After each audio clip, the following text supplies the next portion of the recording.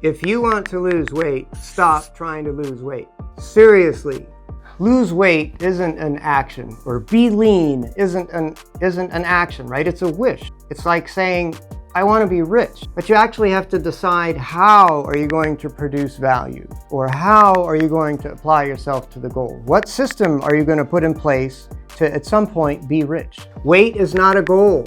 Weight is a side effect of your systems. So let's reframe. Stop trying to lose weight. Instead, try to become someone whose body naturally maintains a healthier weight. Weight is not a behavior. Weight is a lagging indicator of thousands of upstream inputs and choices. Let's talk a little bit about why diets fail, at least in my opinion. Diets fail because they start with restriction, not identity. Restriction triggers rebellion. Like, oh, I can't eat bread, or I can't eat this, or I can't eat after 8, or I have to do this. The moment that something becomes forbidden, you start thinking about it constantly. And when the goal is weight, then every meal becomes kind of a moral judgment. And at the end of the day, you're thinking to yourself, was I good today? No, I did bad today. You know, no wonder people quit that. The problem is not motivation. The problem is strategy. You don't have a discipline problem. You have a systems problem if you're struggling to lose weight. So let's shift a little bit. People who stay lean long-term do not focus on the scale constantly. They focus on identity. Instead of thinking, oh, I need to lose 15 pounds, or oh, if I were only a little bit lighter, or oh, let me go check my weight again. No, don't do those things. Try these.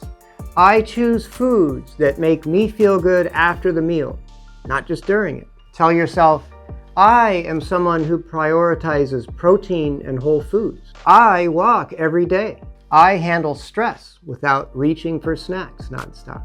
My kitchen is set up for success, not temptation. Tell yourself, I treat my body like someone I care about deeply. When identity changes, behaviors change. When behaviors change, results are on the way. Keep in mind, you don't always rise to the level of your goals, but you will fall to the level of your systems. So let's talk about systems that actually work and can help you out, like in the real world. So number 1, eat for satiety, right? Eat until you're full. It's not a willpower thing. Just eat till you're full, stop. Ultra-processed foods are literally engineered to override your hunger signals.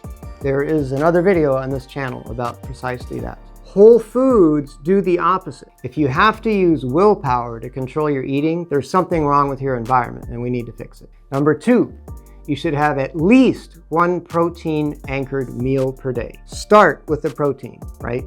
Your hunger will shut off automatically. There's no tracking, there's no counting, you don't need to keep like a table, none of that. The next thing is embrace walking. 10,000 steps a day, you name the number, but try and do it. Walking is the single most underrated fat loss tool on earth. I'm not kidding. It lowers insulin, it reduces cortisol, it stabilizes your appetite. You literally walk your way out of hunger. Number 4, quality sleep is not negotiable. You need quality sleep. If you're only getting 5 hours, you know what? It increases your hunger hormone. It decreases leptin, that's the satiety one that makes you feel full. People don't overeat because they're weak. They overeat because their biology is under stress. Realize that. All right, so number 5 is systems beat motivation. We're already kind of talking about that. But here's some thoughts, right? Like pre-cut your veggies, pre-cook your protein, have grab-and-go containers like food prep style ready to grab.